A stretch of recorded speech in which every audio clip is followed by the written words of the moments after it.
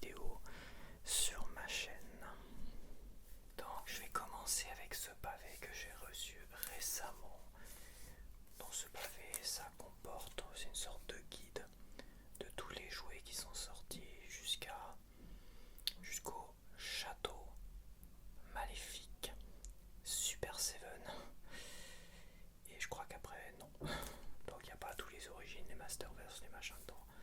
Donc c'est un énorme pavé qui pèse 20 kg.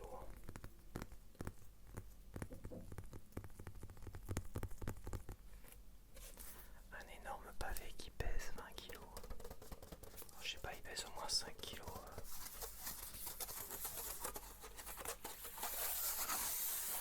Il est encore emballé.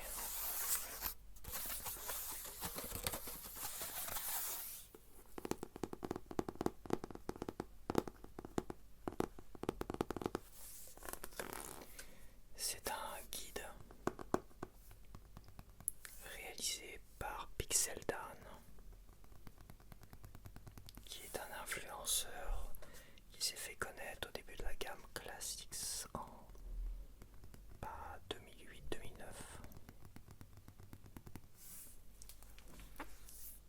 Karmati Collector lui a envoyé les figurines pour qu'il puisse les présenter sur sa chaîne YouTube. Et depuis, c'est devenu un influenceur important dans le monde de la collection de jouets, et notamment dans le monde de la collection de jouets des maîtres de l'univers. Il a été invité pour présenter la découverte des dernières figurines Mattel sur les maîtres de l'univers. Il a été invité à l'avant-première du film de 2026. Bref, il va à toutes les conventions et on lui autorise plein d'interviews avec tous les créateurs. Donc c'est devenu un influenceur très important aujourd'hui dans le monde des jouets et de la collection de jouets.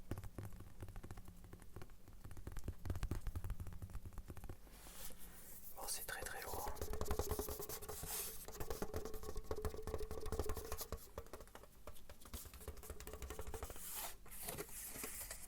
C'est très très lourd, donc je vais le reposer. Je le feuilleterai avec toi, gamme par gamme, et je discuterai des jouets que j'ai eu, tout ça, et avec des anecdotes, tout ça, mais je ferai une vidéo à part. Je vais te présenter un petit jeu de cartes classique.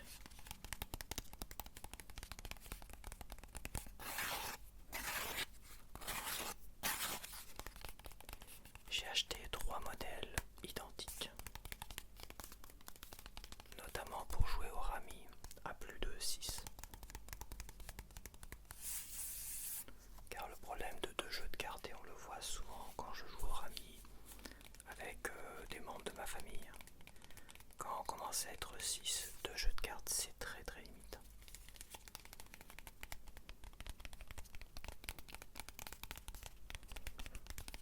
C'est très limite et ça peut même bloquer le jeu à un moment donné. Ce qui nous est arrivé plus d'une fois. C'est pour ça que je pense que 3 jeux c'est l'idéal, et dans les règles c'est l'idéal.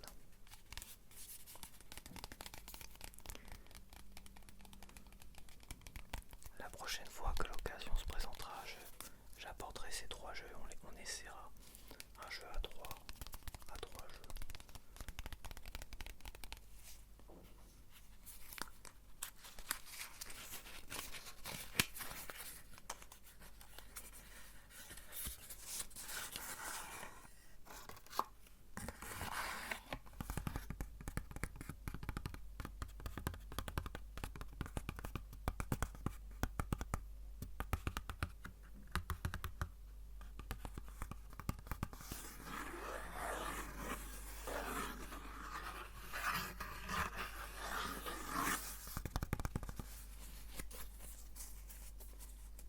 J'ai choisi un design original, mais j'aurais dû prendre un design classique.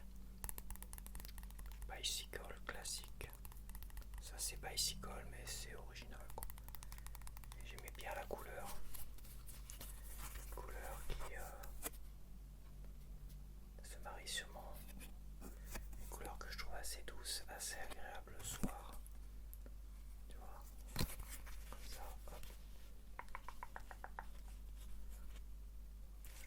assez agréable, donc même les figures, les dames, tu vois, je les trouve très agréables. Alors je mélange, mais au rami il faut jamais mélanger.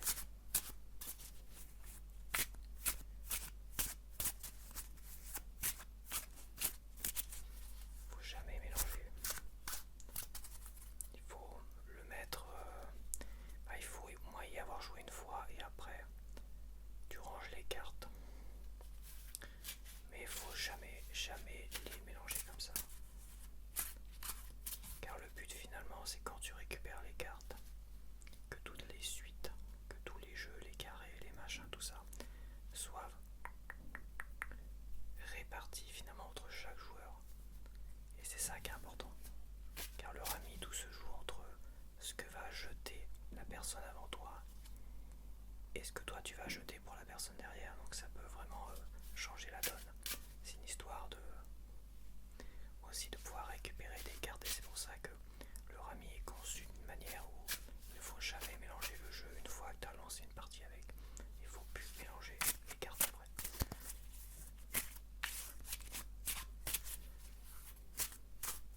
Même si on a tendance à défausser tous les deux, les trois, les petites cartes à un moment donné, ce qui fait qu'on se retrouve avec une zone dans la pioche où il y a énormément de 3, de petits trucs comme ça. Et ça devient compliqué, oui.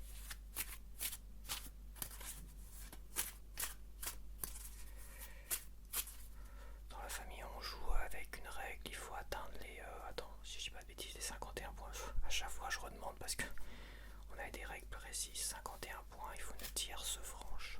Donc pour poser, il faut attendre 3 tours minimum pour poser. Et il faut avoir 51 points avant de poser et une tierce franche.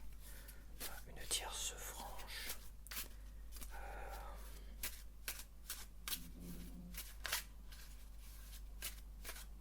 Une tierce franche, c'est une suite de 3 cartes de la même couleur.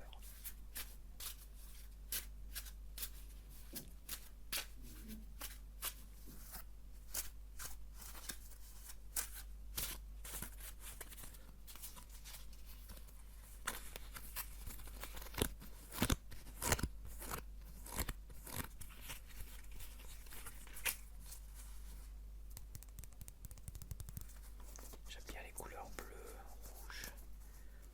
Ça a un côté très bleu-vert, ce qui est censé être noir. Et le rouge, ça a un côté un peu bordeaux et tout ça. C'est très joli, j'aime beaucoup. J'aime beaucoup, beaucoup.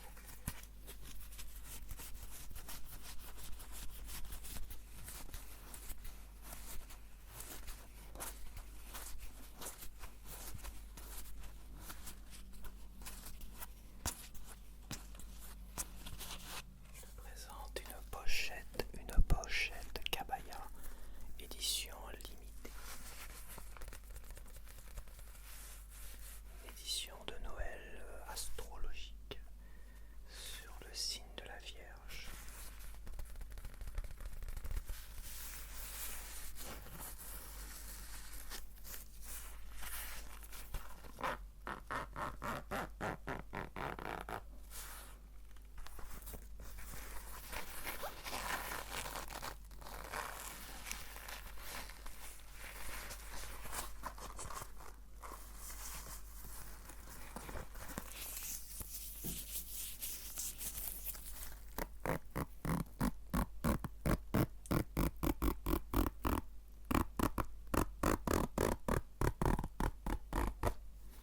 Moi, je me suis calmé sur les achats Cabaya. Généralement, c'est pour Noël, aux alentours de Noël, où je pense que je vais racheter des bonnets et tout ça. Car j'adore trop les bonnets, franchement. Puis c'est un style, hein. C'est vrai, j'aurais pu. Pour l'été, c'est un peu plus compliqué d'en mettre, évidemment. Mais pour mes vidéos, quand je suis les cheveux écrasés parce que j'ai mis le casque et tout ça, comme aujourd'hui d'ailleurs. Et si j'ai les cheveux trop en vrac et tout ça, bah je mets un bonnet, quoi. C'est un style que j'adore. Enfin, en tout cas, ces bonnets Cabaya avec les pompons et tout ça interchangeable. C'est magnifique. Au niveau des sacs et des... bon, je pense que j'ai ce qu'il faut, même si j'aurais aimé acheter un sac glaciaire, mais ils en font plus du tout. Des sacs glaciaires, ça m'aurait vraiment aidé. J'aurais dû en acheter un quand ils étaient en promo à un moment donné. Il y en avait un qui était en promo, un taille L, je crois. Ça m'aurait vraiment aidé pour aller faire mes courses aujourd'hui. C'est après coup, je me dis que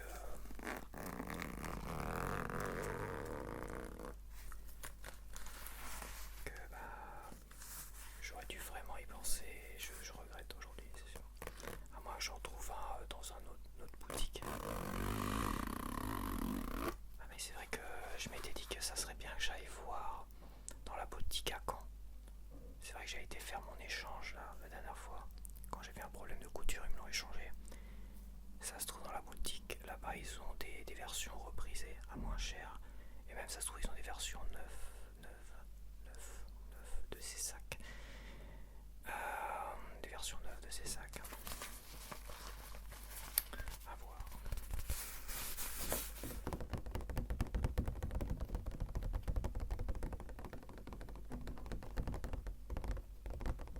Voici un pack de 2 figurines Classics de la gamme Classics. Donc Classics, c'est pas un X à la fin, on va dire c'est classique.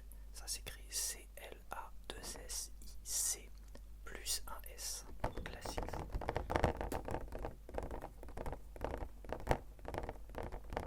C'est la gamme qui a suivi les 2000X avec un X cette fois-ci. Et les Stactions avec un S. Les Stactions qui étaient un second souffle finalement de la gamme de jouets figurines. Un second souffle à base de figurines en résine. Très intéressant. Et est arrivée cette gamme de jouets en 2008 au SDCC. 2008, on a eu le King Grayskull dans un château des ombres avec des effets sonores et de lumière en anglais. Et comme il y avait des effets sonores et de lumière, ils ne pouvaient pas le vendre à l'international. Donc j'ai été obligé de l'acheter sur eBay à des scalpers. Et en même temps, j'ai eu plein de goodies et j'ai récupéré une édition limitée à 1000 exemplaires du 3e DVD du nouveau dessin animé avec la représentation du King Grayskull justement dessus. Une édition que je possède toujours. Car je voulais pas la brader. Quand j'avais décidé de tout revendre à un moment donné, je voulais pas brader cette édition 1000 exemplaires dans le monde, introuvable déjà à l'époque quand j'avais revendu ma collection, c'était pas pour la brader à qui que ce soit. J'avais estimé un certain prix, personne n'en a voulu, donc finalement je l'ai conservé. Et ça, je l'ai racheté finalement. Après coup, quand je me suis remis à collectionner, j'ai trouvé ce pack à pas trop cher.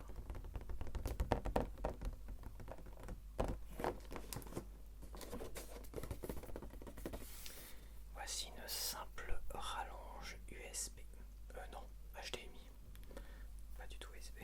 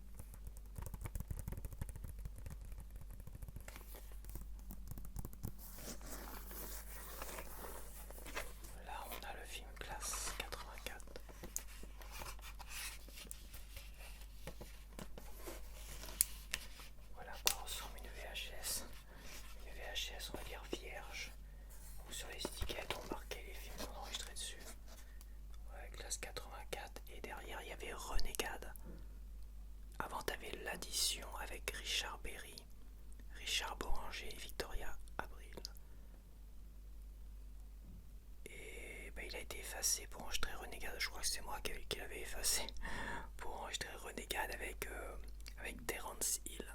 Et Renegade, si je me rappelle, c'était très sympa.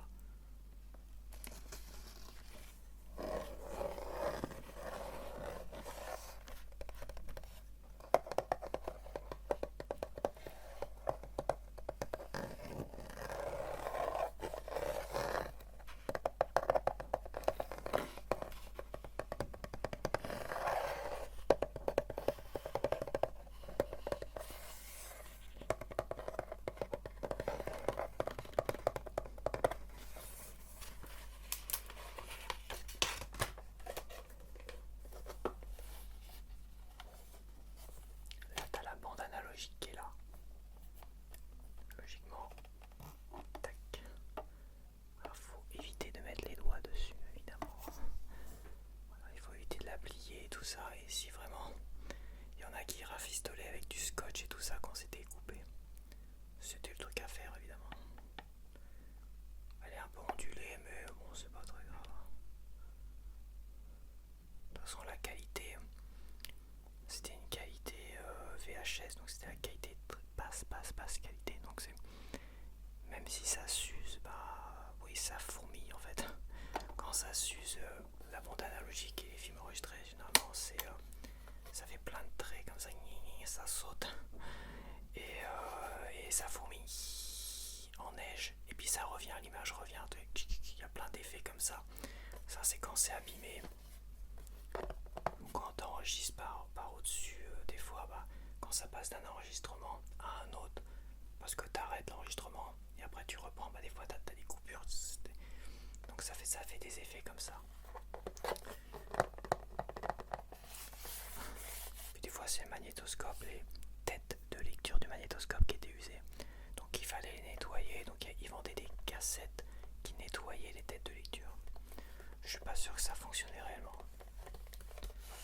De toute façon, ma mère a travaillé à l'usine Blaupunkt et on avait du matos Blaupunkt justement. Donc elle était capable de les réparer, nettoyer tout ça, mais c'était du très très beau matos. Hein. Le magnétoscope Blaupunkt, c'était un monstre comme ça, immense, un truc un peu comme un lecteur Blu-ray, mais bien plus immense. Et le lecteur, il était par le dessus comme ça, il s'ouvrait comme ça. Tu mettais ta cassette dedans et après ça lisait la cassette. C'était c'était assez impressionnant à l'époque quand on avait ça, c'est une espèce de gros magnétoscope.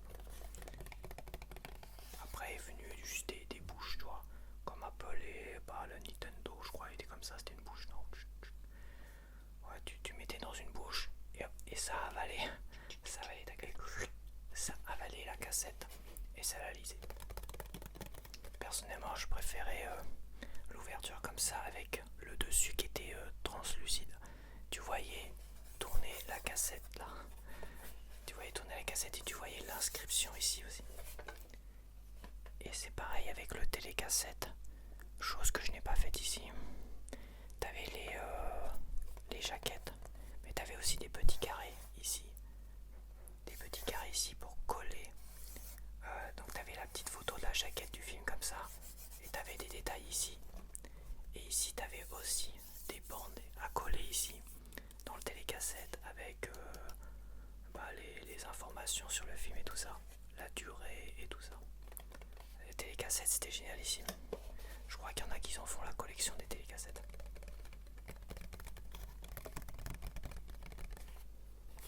Donc voilà, hop, ça s'emboîtait là et ça faisait tourner les bandes. Ça se relevait dans le magnétoscope et la bande analogique était lue par la tête de lecture. Mais ça tirait la bande en fait. Ça tirait la bande par là, tchac tchac tchac tchac. Ça l'a tiré d'un côté de l'autre côté comme ça. Et en tirant la bande, il y avait la tête de lecture qui lisait la bande. C'est comme ça que ça fonctionnait, je crois. Voici le dernier petit trigger. Je sais pas trop ce que je vais faire avec. Ça, peut-être. Donc c'est un pochon. C'est un pochon et non pas un pochetron. C'est un pochon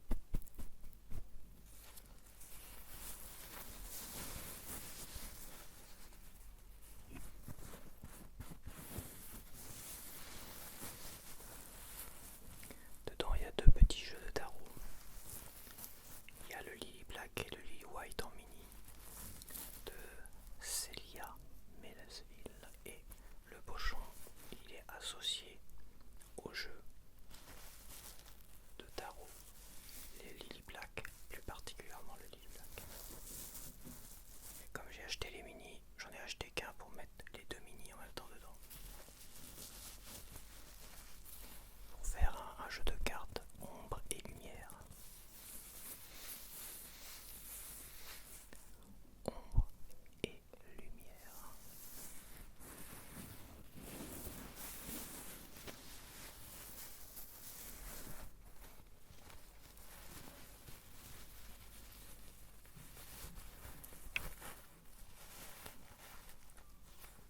Ombre et lumière. Ombre et lumière.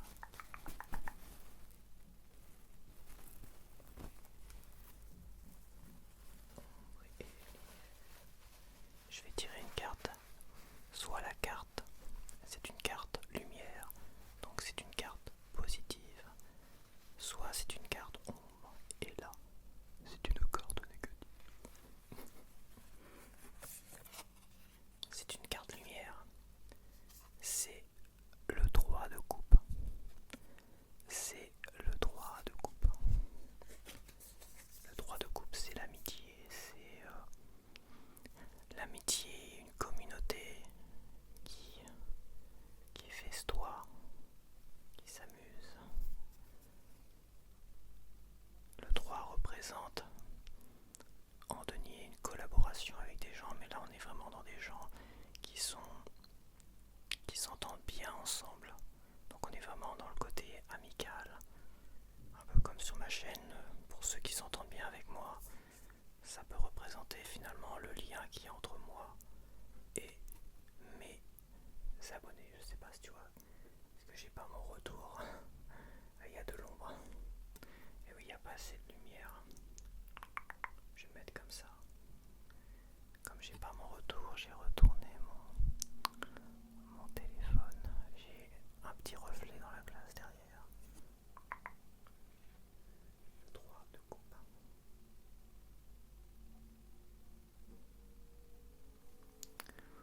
C'est ça, le manque de préparation. J'ai pas l'habitude d'enregistrer comme cela. J'espère que la vidéo sera quand même agréable visuellement. Visuellement. Également visuellement.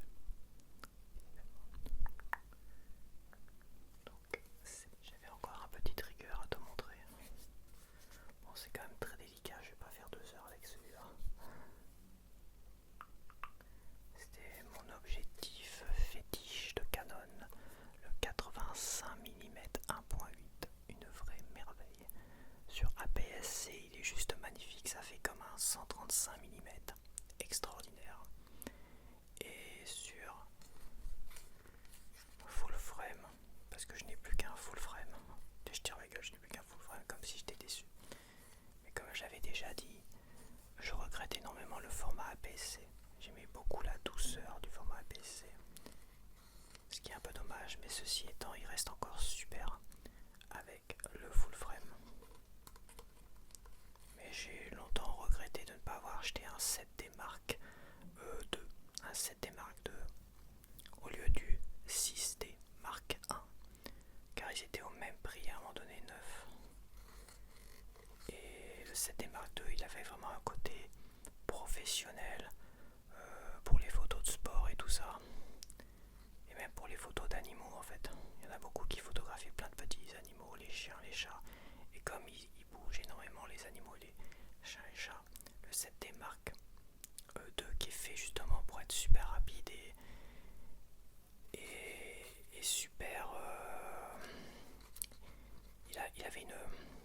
comment dire, technologiquement parlant, il était idéal pour ça. Pour prendre des photos de sport, des gens qui font du sport, et pour photographier tous les petits animaux.